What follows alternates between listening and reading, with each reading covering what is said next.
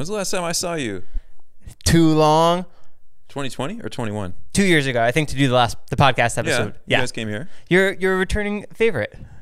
My man. Dr. Evan Antin, 6'2", 270 pounds of man muscle. 3-time People Magazine's Sexiest Man Alive, host of the television show Evan Gone Wild, I'm trying to change the name, and the author of Worldwide Vet.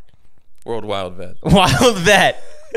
Love the promo, man. Thank you. You have so many accolades under your name. Yeah, I got a couple, I guess. Yeah. TV show host, I think, is the coolest thing that you've done. Dude, that was a dream come true, man. So that was like a goal of mine since 2006. I was studying abroad in Australia. I knew I wanted to be a vet. And then when I was there, I was like, you know what? I want to help animals like individually, like as a veterinarian. But I'd also like to, do more for wildlife on a different kind of scale and raise awareness about wildlife, teach people about pets and vet medicine, and, get people excited about wildlife conservation. And I started filming these like super, super amateur, like YouTube educational videos, just going out and catching like lizards and stuff out in the bush in Australia. I got a rental car. I did a study abroad there. I was there for like 6 months. And there's a big gap between your last day of class and finals. You get a month. And so I flew to the other side of the country. I rented a car, lived in it, and I just got like big, those 5-10 gallon jugs of water, a bunch of canned food, and just lived on the road, slept in the car, and just went to all these gorgeous national parks and wildlife reserves, and just looking for wildlife and natural beauty in the country. And but anyways, yeah, long story short, yeah, that was a dream of mine. I did the show in 18. It was like, almost 15 years, that I'd wanted to do that, and it was finally happening. I was like on Animal Planet. Like, you were the host, Animal Planet. Evan Goes Wild. Evan Goes Wild, man. Is that what got you the show, those YouTube videos? I mean, no, I don't think they had anything to do with it, honestly, but it was like accumulation of things that happened more, closer to the show chronologically. But, yeah, I think in a way, yes, because that's like where like my drive and everything started, but I don't think they saw those videos. In the show, you got to play with baboons, swim with humpback whales. Yeah, all of it, man. I mean, baby, Asian bear cats, and oh my God, I mean, just so many things like crocodiles, big cats, like so many of my favorite animals to work with. Elephants, like it was a trip, dude. Every episode, we got to work with some domestics too. Like one of the craziest ones, we're in Kathmandu, Nepal, and we met up with this guy that rescues like homeless cattle, and he'll go because people so they're mostly Buddhists there. They don't believe in like humane euthanasia. And so when their cattle aren't really performing for them, they just kind of open the gates and say, go figure it out. And this guy rescues these cattle and has this little ranch reserve thing in the middle of Kathmandu. And we went out and we're on the back of like basically dirt bikes. And one of my favorite moments was being on the back of this dirt bike with a calf, across my lap. And then he's driving it. And then we just rescued it. Like, You're literally Superman. Yeah, and we're like riding out to his place, and yeah, oh my God, it was a trip, dude. It was fun. When you're jumping on a crocodile's back, you're 6'2". How much do you weigh? I'm like a little over 200 right now. Are you scared of its turning around and snapping at you? I mean, I'm aware of it, right? So with crocodiles, it's nice because honestly, you can, when you have experience with them, the range of motion. You know where that mouth can go relative to the body, right? Right. And so they do a lot of this side swiping business. And so one of the most important things, if you are going to jump a crocodile and restrain it, is you want to get your hands really right behind those jaws. Yeah, because a lot of people are asking because they're trying to jump crocodiles that listen to this podcast. Okay, good. We're a big crocodile community. So yeah, no, I heard. So yeah, that makes sense. Yeah. So when you guys are doing that, the key is, no, I mean when I do that, like the hips and the shoulders, especially really kind of in front of the shoulders by the neck. So I try to sit on the hips and then control behind the neck. And so yeah, now you guys know how to do it. And then when you get behind the neck, you kind of just gradually work your hands up over the jaws. And once you have your hands around the jaws, even on a pretty good sized alligator or crocodile, they don't have the strongest opening power. Really strong bite force. So when they bite down. Are you comfortable and like, okay, I got this at this point? Or are you still like, anything could go wrong at this time? Like, what if he jerks a little too much? I think the scariest time is actually the initial jump onto the, I say jump, I'm not jumping on the thing, right? But yeah, when you're actually sitting down and grabbing it, that's the scariest moment. And once you have a secure grip around the neck, just behind the jaws there. Like once I'm to that point, I'm much more comfortable. But it's that first bit, because sometimes, man, if they really snap, they can really fly themselves around, and that can be quite dangerous. What about when you're leaping off? The key there is, Don't be last. The most dangerous part of the animal, the head, the mouth, is the last thing to let go of, right? So if I'm doing that, I'm keeping my hands on that. I'll sit my body up and then kind of get ready where I'm positioned so I can back away and take the hands off. You're crazy. I love that stuff, man. Like I love working with them. It's so fun to me. They're such beautiful animals. They can be a real handful, but like to me, it's not scary or something I don't want to do. It's like, when's my next opportunity that I can do that? Because I love it so much. When I did an episode of Shark Week, we jumped in the water during the... That's so cool. Not feeding frenzy, but they were below us. Were you in the Bahamas, or where were you? We went to Jupiter, Florida. Dude, Jupiter's awesome for that. Yes. We learned how to scuba dive here in like Laguna, which was awful. Yeah. Because it's so murky, and you go down a foot, you can't see in front of you. It's cold. Oh, a cat just jumped on you. Then we went down to Jupiter, Florida, and it was worlds above. I wish we did it in the Bahamas, though, because that's what everyone was like, oh, you didn't get the full experience. Dude, I was just there. And stunning. Bro, and I've done it a couple times now, but I just got to show you one picture. I don't know if that's like not couth on a podcast, but... What's the deepest that you've gone? A little over 30 meters. Oh, wow. I'm not advanced. But when I was studying abroad in Australia in 2006, I got like my adventure diver, which is like halfway between open and advanced. And because I wanted to be able to go deep, I was looking into doing this wreck dive that was past your 18 meters. Titanic. And Australian Titanic. Yeah, Titanic. I literally just posted this. I'm going to show more footage and stuff, but please. That's like a 14-something foot tiger shark. Oh my, guys, there's a video. This is you? Yes. That's you? Yeah. You're petting a tiger shark on the underbelly. This thing looks like an actual submarine. You're not scared of this? Oh, dude, they're just big teddy bears, man. And listen, that's specifically these Bahamas tiger sharks. So they're chill. Really used to people. They've seen so many people. Like people go down there all the time. Like the first time I went, we just went down. We'd bring a bait crate like that has like chum and whatnot in it. We weren't feeding or anything. And just the smell just keeps them interested. And once you're down there and you're under the water, they can see you a lot better. They can see like, listen, this isn't on the menu. I'm not interested in eating you. And we saw dozens of sharks. At the most we saw at a single time was 7 or I think 8 sharks actually. All this size?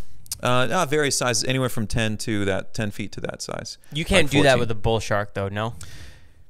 Not quite like this because they're a bit more skittish. And it's not because the bull shark's more likely to attack you when you're underwater, but they're just more skittish. But for any of these sharks, when you're submerged and you're not making noise at the surface and they're not sure what it is, and they're not going to, it's just so rare to get bit. It can happen, but it's very rare to get bit.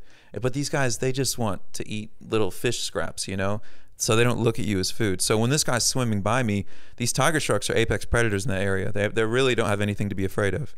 And so when they swim by you, they're curious. They'll come right. they'll bump you right in the face if you're not. So sometimes you have to redirect them and just kind of like just take their little head and just show them a new direction to go. Yeah, they taught us that. The instructors made me feel so safe because they were like 4 girls going down there directing all the sharks and taking care of us. Dude, that's awesome. So did you see bulls? We saw lemons and nurse. Yeah. Reef sharks, maybe. Huh? Reef sharks. Great. Yeah, and reef sharks. Yeah. Those lemons are fun too, though, right? Yeah. They're a nice size. It's not a small shark. It was really cool being in there. Would I do it again? No. No? I already did it once. Would. Maybe if the opportunity was there. Bro, would you do tiger sharks? If I was with you. You would love it. Yeah. Really. Oh, bro, when you get down there, it's like 30 feet. It's a shallow dive. So you're really not that deep. You're on a sandbar, and you just... I take my fins off and just sit on my knees. I'll take my mask off. I don't care. I'll just take them off and just because you're really not swimming around. It's like the most mellow dive. It's we're wearing like a 3-2 wetsuit, so it's you want to have something on, but it's not that cold. It's comfortable once you're in there. And God, dude, it's just incredible, dude. And your tank can last like almost 2 hours if on some of those more shallow, because you're really not that deep, so the air's not that under that much pressure. And right. Oh my God, it's incredible, dude. I've dove all over the world, And I think that's for sure my favorite, like hands down. Let's dive into the jungle. Let's do, man. You do silverback gorillas as well? I've not done like personal hands-on vet care with gorillas. I thought you saved them or something. I mean, so like I've definitely like worked with been in places and like helped raise wildlife conservation awareness for them, and visited them in the wild. But no, I've not, like, I can't say I've personally had a gorilla case where I've actually had my hands on one like that. But I've seen many in the wild in different countries. And are those pretty, not intimidating, but do you? I mean, yeah, no, it is. I mean, like, so overall, it's a pretty mellow ape, and they're to me they're far less scary than a chimpanzee, which is way smaller but way more scary. But they're really chill. But I mean, there's times where like that switch can flip quick. I was in the Democratic Republic of the Congo visiting Kahuzi-Biega National Park. Oh, Kahuzi, yeah. Yeah. And they have that's probably the best spot. You can see the eastern lowland gorilla, which is the largest of all the gorilla species and subspecies. Do they have trackers on them, or do you just go out trying to search them? They don't have like a tracking device on the gorillas, but they actually have like human trackers that keep an eye on them and keep tabs on them and see just kind of their movement and whereabouts within the forest of these protected reserves, basically. So yeah, they were being tracked essentially, and those guys are on radio with the other guides. And yeah, we went out, we saw them, and this big male. I mean, I think just being a new, they know people, male and female, and that plays a big role into their social construct, just like a lot of other mammals and non-mammals and species, And I think I was just a bigger guy there, and dude, out of nowhere, I'm just like kneeling down, just kind of gently talking about him and saying how like. I think I was saying something about how like he's really comfortable with us and we can be like, within this proximity of him and it's all good. Out of nowhere, dude, he slams this bush aside and he's looking right at me. Oh God! And I'm talking to camera. Does your heart stop? Yeah, dude. I look back and I see he's looking at me, head down, slams his bush aside. I'm like, that's for me. Like, oh, like I gotta like. So I like, I don't want to come off as being like showing any signs of alphaness. I wish I was your camera guy. Oh my God, I would have egged it on so much. Oh bro, it was so I try to kind of keep crouched and passive and like submissive, posturally. Still looking at him though? No, broke eye contact, trying to look submissive, but I do kind of stand up and kind of turn away from him, like trying to show like I'm not interested, but kind of keeping like the corner of my eye on him. And then I go behind this other guide who he knew the guides, like he's not worried about them. He's seen them tons of times and knows they're not a threat. And so I kind of like am walking away and going on the other side of him, and the guide like grabs my arm and puts me behind him too. And then he just the male just goes on about his day. But it was a huge silverback. And for those of you guys listening, silverback is it's not a species of gorilla. It's just any mature male is a silverback. And so as the big boys grow up, they get that gray back, that silver back. And they become the alphas. Potentially. I mean, plenty of silverbacks are not alphas. In fact, most are not alphas technically. There's just going to be one that is, even though there's multiple silverbacks in a community or a group, Crazy. Dude, that was scary. That got my heart. It's not easy to get my heart going. Like, that got my heart going. Last time we spoke, there was a story of you with a snake that you got bit by one. Mm-hmm. Have you had any more instances where you were stung, clawed, scratched, or anything where you felt nervous that you had to go to the hospital? The only time I really felt I had to go to the hospital was, I guess a couple times. I mean, one was, I got bit by a copperhead in the face when I was 17. I think I told you about that, right? Yeah. And I needed antivenom. Like I was hospitalized. I was in there for a few nights. Yeah. And I was a dumb kid too. And so the only other time I really thought I needed like a little bit of help medically was my freaking cat. My cat Blue. This might have been a little before or after last time we did an episode, and he saw another like outdoor cat that wasn't mine outside on the other side of a screen door. Like the sliding glass door wasn't shut, so he could like really kind of see this cat and smell it and all the stuff. Lost his mind. Just I don't even think he was connected to reality in any way, shape, or form. So he misdirected his aggression to his best friend, Willie. Oh, no. Who would just come up to just see, hey, what's going on? Just chilling. And like, Willie loves Blue. Like, they love each other.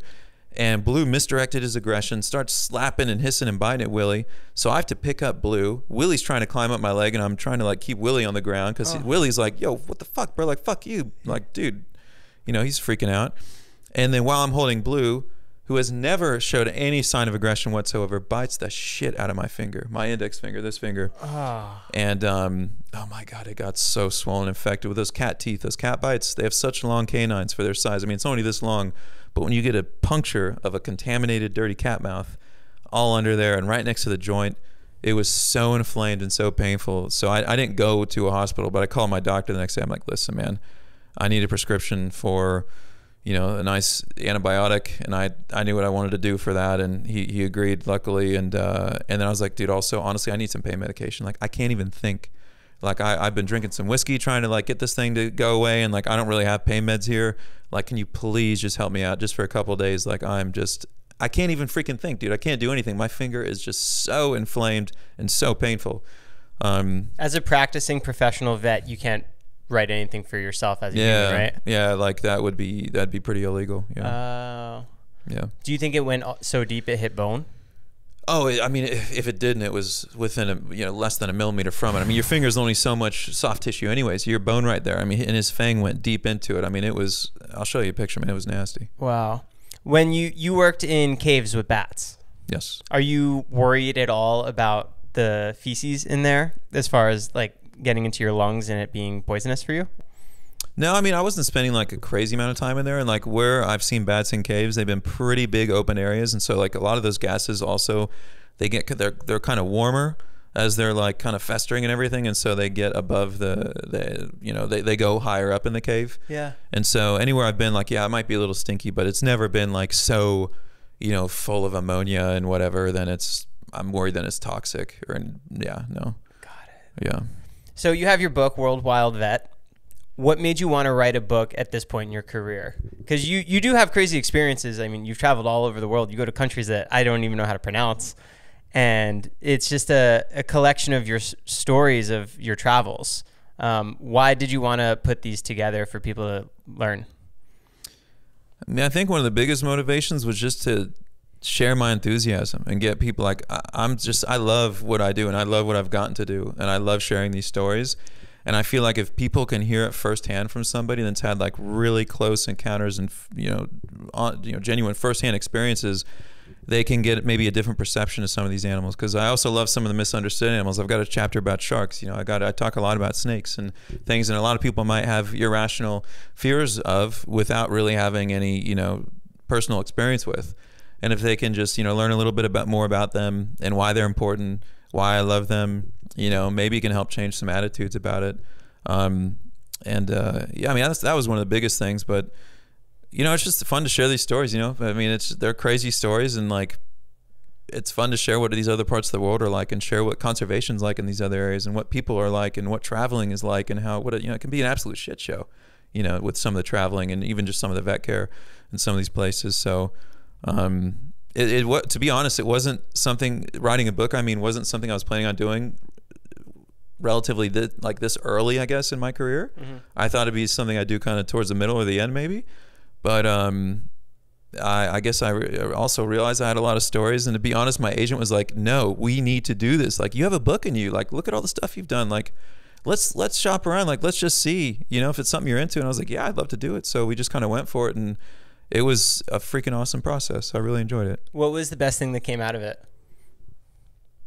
That's a great question. Because you did Good Morning America for promoting it, right? I did.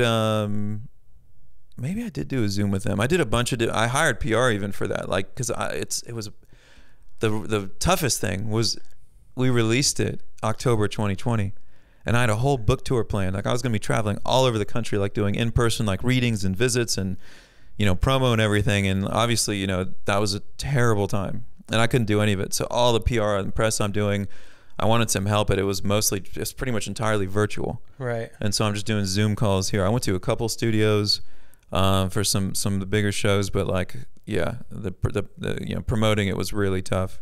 And then out of all the stories in there, which one holds the closest to you?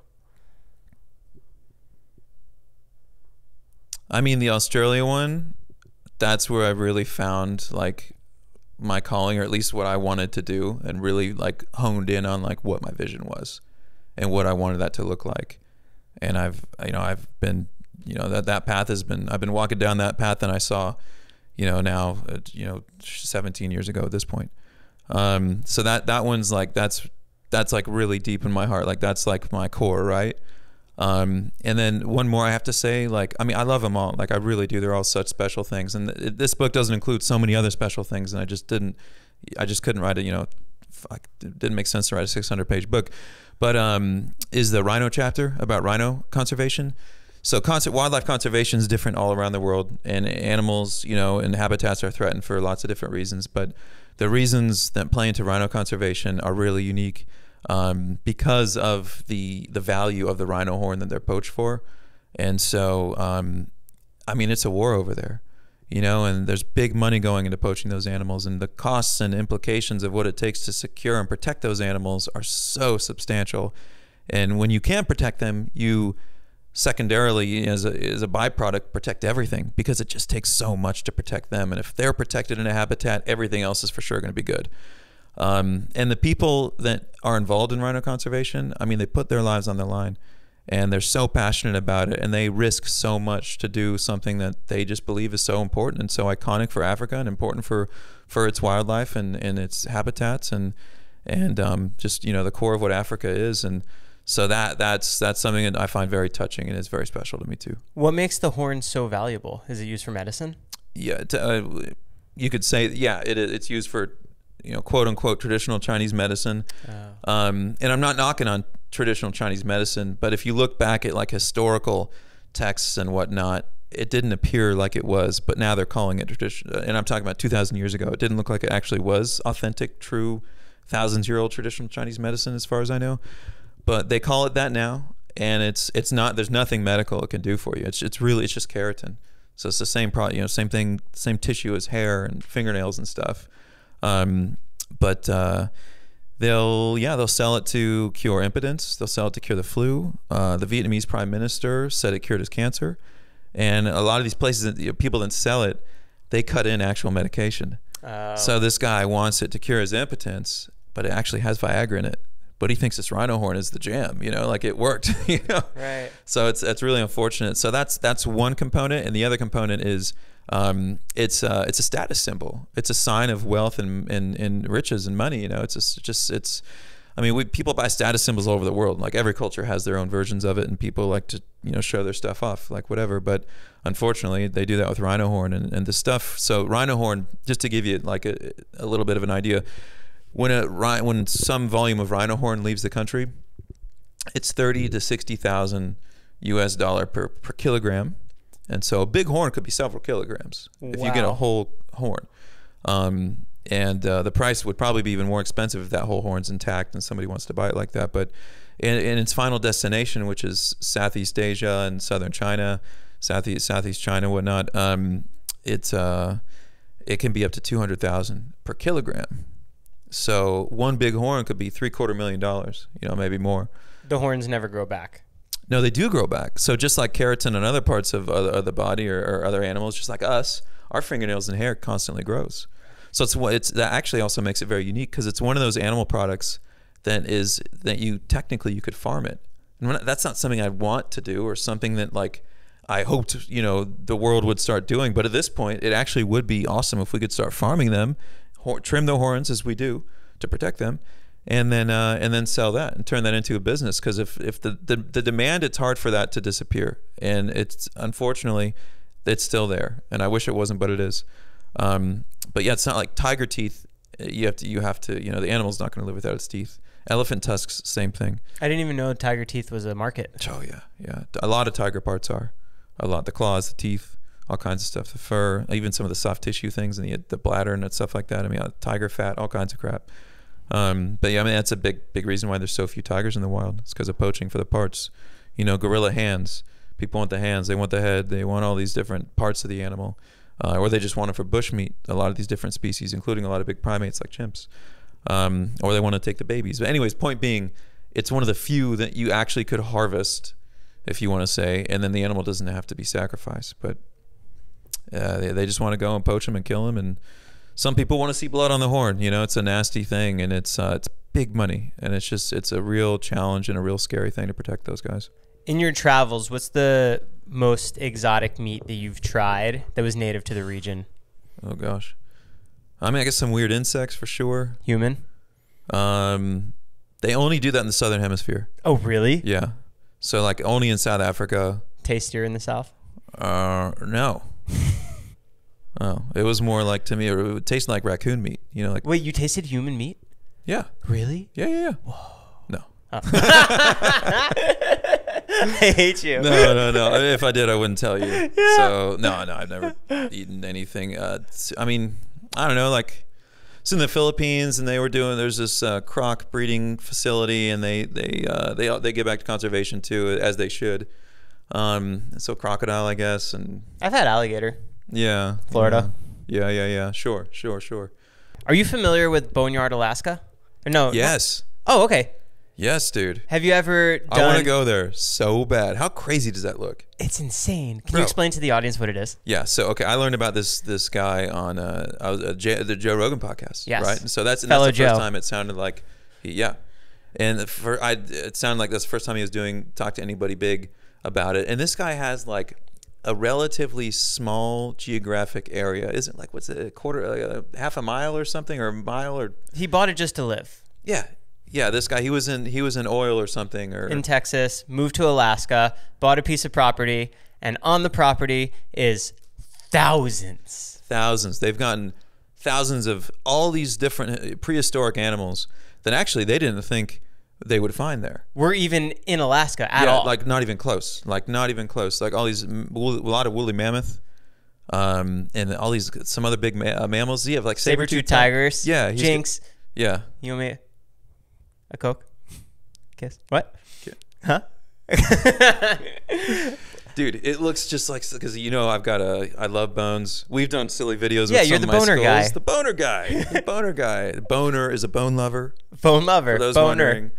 Oh my god, that was fun. I want to bring that back. But it looks freaking amazing, dude. Like, what a trip. I mean, I'd be so stoked if I found any intact big, like, imagine finding a mastodon radius, or like a humerus or a femur, or like just some big ass, like, I mean, oh my god, that'd be such a trip, dude. And it's all right there. All these skeletons are fully intact.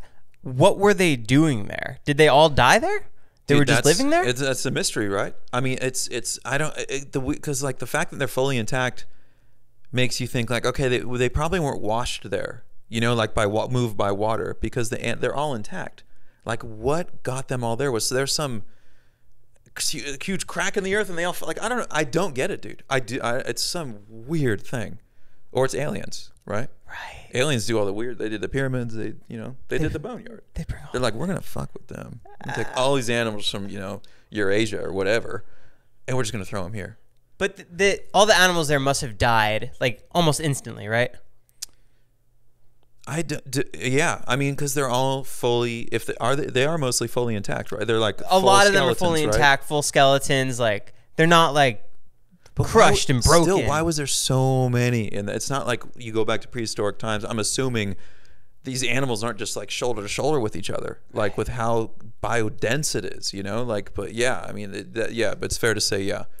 It probably was something that was pretty quick. Have you ever done dinosaur excavation? No. It looks awesome. That's your next TV show. Actually, okay, you know what? So one of my buddies, who is he does a lot of underwater photography. He's a captain, and this is kind of funny. He's currently right now in Alaska. He runs boats, and he's a captain for this company that does like tourism, and they go out and they look for orcas and all kinds of sea otters. And he had a crazy viral video of a sea otter that jumped on a boat trying to avoid a shark. Was that it? Or an orca? An orca or something, or maybe it was a seal. That was your buddy's video? Dude, he had this super viral video like 6 or 7 years ago, and I think it was a sea otter that jumped on his boat. Do you know what I'm talking about? Yeah. Yeah, dude. That's him. I think he was avoiding an orca. Yeah, dude. It was something crazy like that. I feel ridiculous. I can't even remember it, but it was such a cool video. So John's his name, and we were going on this dive trip, and we had to bail on because one of the 2 boat engines failed, and we were outside of Coast Guard waters. So if we failed, and we're out of that, like we're not in a good place. You know? So they're not going to save you? No, you got to be within that radius or within that distance or whatever from the shore, basically. And the Bahamas doesn't have anything, quite like that. So we if the other engine pooped, we'd be kind of pretty fucked. So we ended up instead going to the Peace River the next day, and the Peace River is this river that runs across, that part of like southern Florida or whatever. And we went to the spot that is literally riddled with like fossils. Like we found all these shark teeth. We found some megalodon teeth, man. Wow. Yes, bro. And like that tells us that, you're getting animal parts that were at least, they couldn't be any less than 4 million years. And then you get newer as well. So we're getting like, I found some, what I presume are mastodon, part of the carpal bones, like the wrist bones. Found a bunch of dugong ribs. You know what a dugong is? Is it like a whale? No, it's a marine mammal. You know what a manatee is? Yeah. So the dugong is like the Australia, Southern Pacific version of it. And they might be in other oceans too. I think they're actually in the Indian Ocean too. In Africa too. Yeah, they are.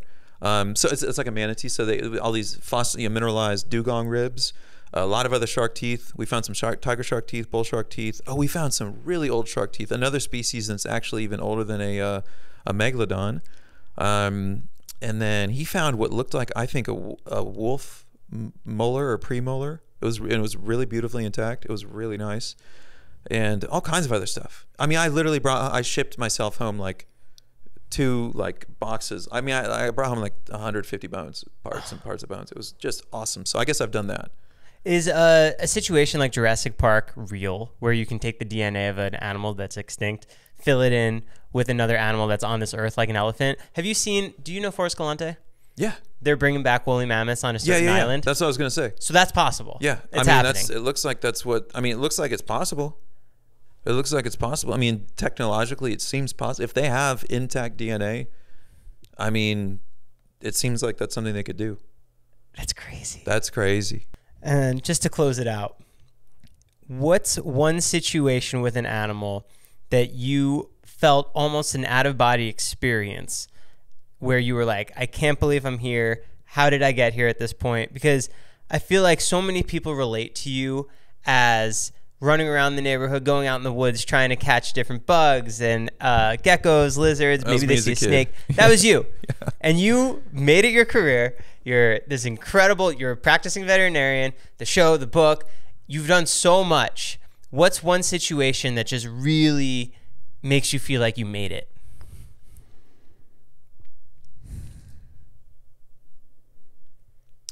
I mean, out of body, I've had a few of those in the wild, like you're by yourself.